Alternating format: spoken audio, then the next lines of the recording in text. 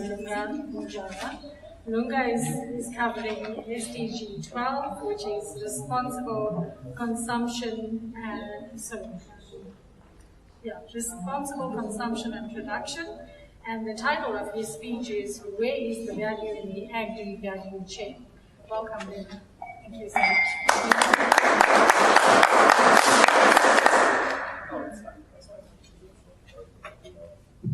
So when I got an email yesterday that I wanted to food, I thought, let me talk about food. My slides.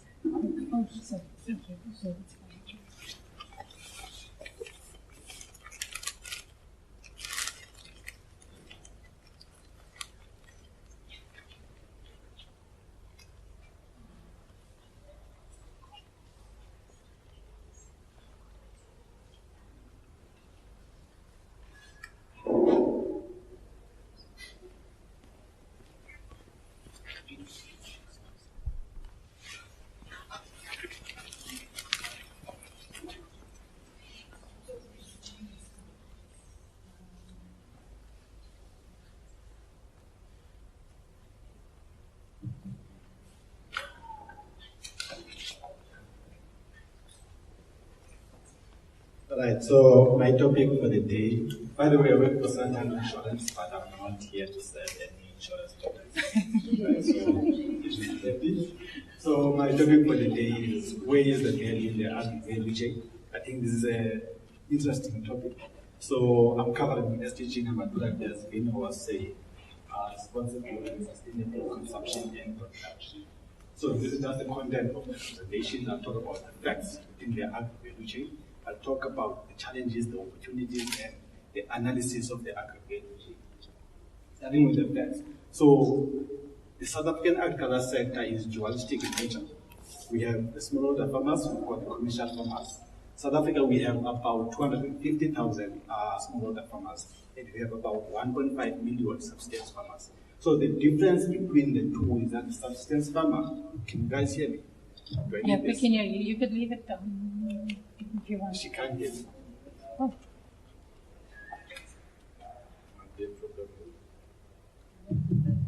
Okay, can we hear me now? Huh? Great. So the difference between a subsistence and a smallholder farmer is that the subsistence farmer is someone who produces to eat, but the smallholder farmer is someone who produces to eat, then sell the surplus to the market. And we have about 250,000 of those. And these guys produce about 5% of the total output in South Africa. And they are only producing in 13% of the land allocated to them. The commercial farmers, on the other hand, I don't think this is working. The commercial farmers, on the other hand, have about 35,000 commercial farmers in South Africa as things stand. And that's a movement from 120,000 in 1956 to date. So these guys produce 95% of the total output in South Africa, and they are producing on 87% of agriculture. Okay. The fourth industrial revolution. Okay. Now we're moving. So, as I was saying, the commercial farmers in South Africa are 35,000 as things stand. But as much as we have declined in the number of commercial farmers in South Africa, production or rather output has increased. I think technology is at the center of that. And from that 35,000 commercial farmers we have, about 40% of them are insured. From a smallholder point of view, only 1% are insured. So there's opportunity within that space. So there's a guy from Northern Cape who just spoke now. And I see that the number of households we have been engaged in agriculture has decreased between 2011 and 2016. And I see that Northern Cape has only decreased by 0.2, which is great compared to KZN. Who's come from KZN here? Okay. Okay, makes sense. The guys who have been producing food in KZN have now moved to Gauteng. It makes sense. But now, how does that affect agriculture? How does that affect agriculture? It does affect agriculture a lot because production now will decrease at household level, and that jeopardizes household food security. I will talk about national food security as well. So KZN, the Eastern Cape, and Limpopo, those are the most rural provinces in South Africa, have seen their people move from their provinces to Gauteng to seek for greener pastures and thereby abandoning agriculture. So these are just the facts, and they encompass the commercial farmers more than anything. So about 12% rather of the land in South Africa is arable. And from that 12%, only 3% is truly fertile. And from that 3%, about 1.5% of the land is under irrigation, producing 30% of the output in South Africa. Second one is that the contribution of agriculture towards GDP at primary level sits at 2.5%. But if you are to include agro-processing or value addition, we contribute about 25% within the South African economy. And I think that's great. Now, primary agriculture constitutes about 6% of total employment in South Africa, and we are hindered by weather conditions more than anything. Everyone knows what happened in 2008 when the prices were surging. Everyone knows what happened in 2015 when we experienced drought. Almost all provinces were declared as drought provinces. So production in those years decreased by 8.4% in South Africa. Hence the prices went up. So the turnover in the sector is around 227 billion over the past 10 years. And from that, we have contributed 50 billion in terms of tax to South African economy. We are working the economy. Farmer debt sits at 144 billion in South Africa. That's a lot. And food security. At national level, we are said to be food secure. That's because we export quite a number of our major crops. So if you are exporting, the assumption is that we are food secure, because you're not promoting local food economies. But at household level, that's not the case. That's not the case simply because if you're talking about food security, we're talking about a number of pillars. We're talking food availability. There can be food available, but if you can't afford the food, you have to declare this food insecure. And stability as well is important, because there has to be food available, you have to afford the food, you need to be stable in all that. And utility is the last pillar, because whatever you're eating should be balanced. There should be a balanced diet. Otherwise, we are not food secure. That's why we are facing these challenges in food security. So challenges, there are a lot of challenges. So land is the first challenge that I'll talk about. But I won't dwell much on land, because everyone's talking about the land. Water is a challenge in South Africa. I think one of the speakers will talk about water. Water scarcity, water rights. There's a huge debate on water rights in South Africa, and that jeopardizes the chances of increasing our production in South African agriculture.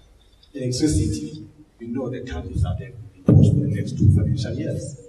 15.4%, that will hit agriculture heavily.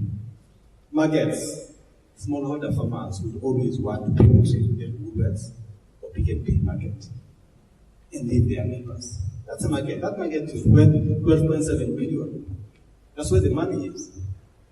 And there are a number of regulations and certification issues relating to the likes of Woolworths and stuff.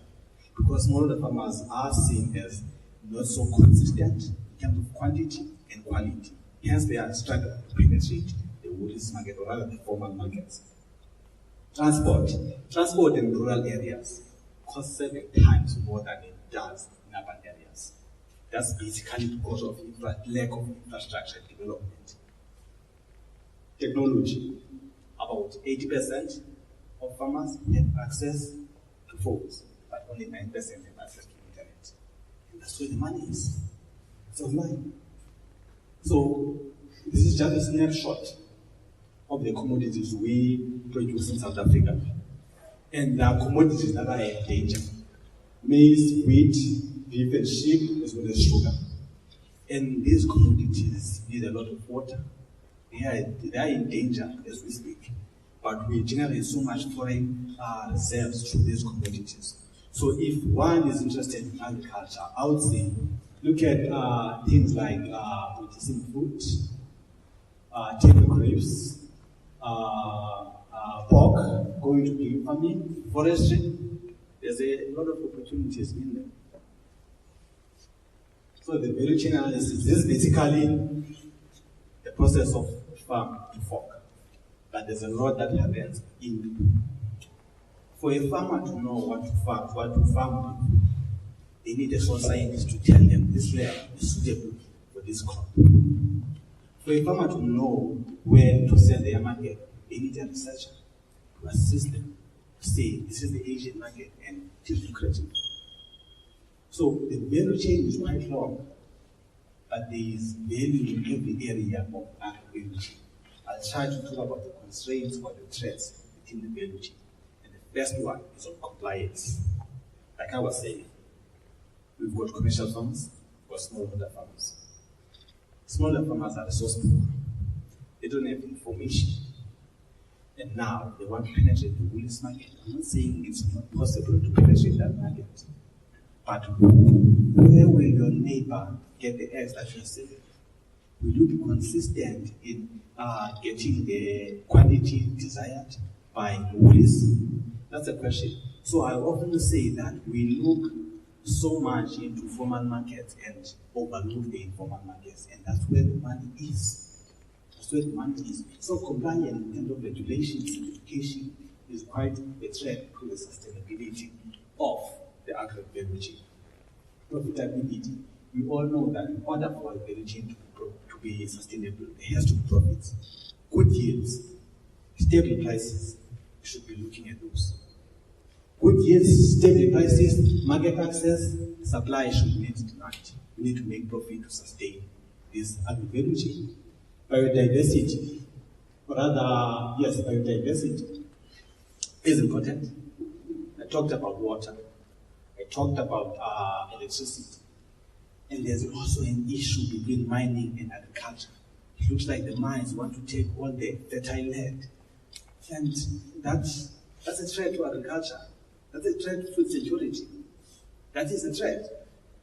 Shaping the future means that we should be looking at food security.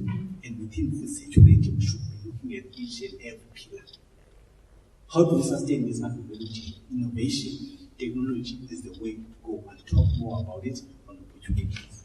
Agri-insurance is important because insurance gives you sustainability, stability, and profitability.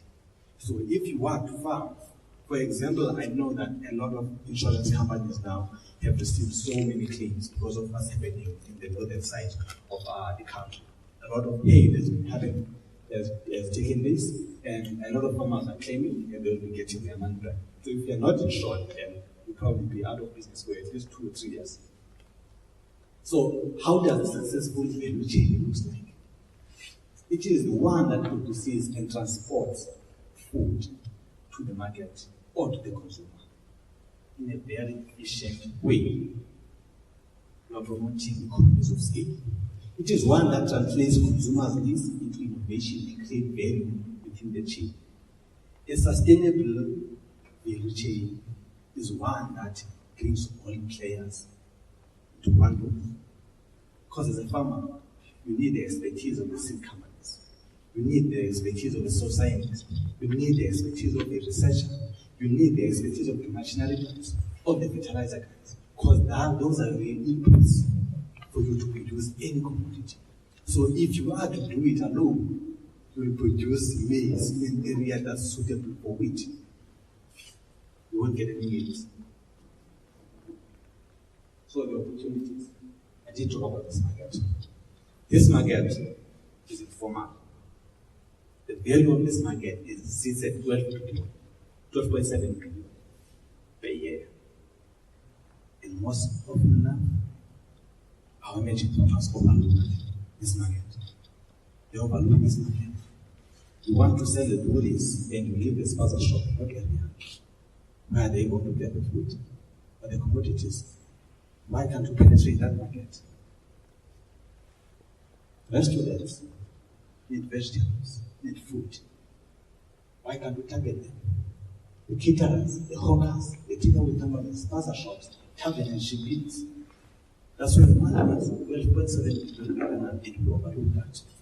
Ladies and gentlemen, this is just my second last slide. So South African production needs to cover sustained consumption. I think that's the theme for my presentation, to talk about sustainability in terms of production and consumption.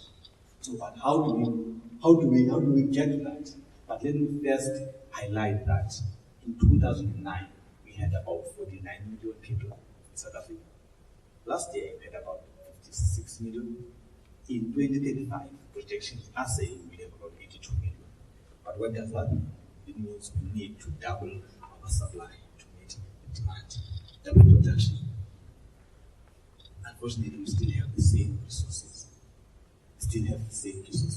So, a colleague of mine from ABSA once wrote, farmers should regularly research and educate themselves on new technological developments in the industry to avoid being left behind. Those who delay do so at their own risk. Ladies and gentlemen, technology is the answer to sustain production and consumption.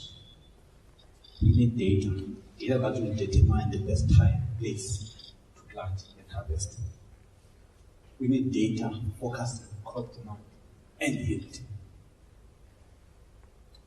Ladies and gentlemen, we need drip irrigation methods because where water does come, we can't even produce rice, but we eat rice so much. We need drip irrigation methods of producing our food. Save water.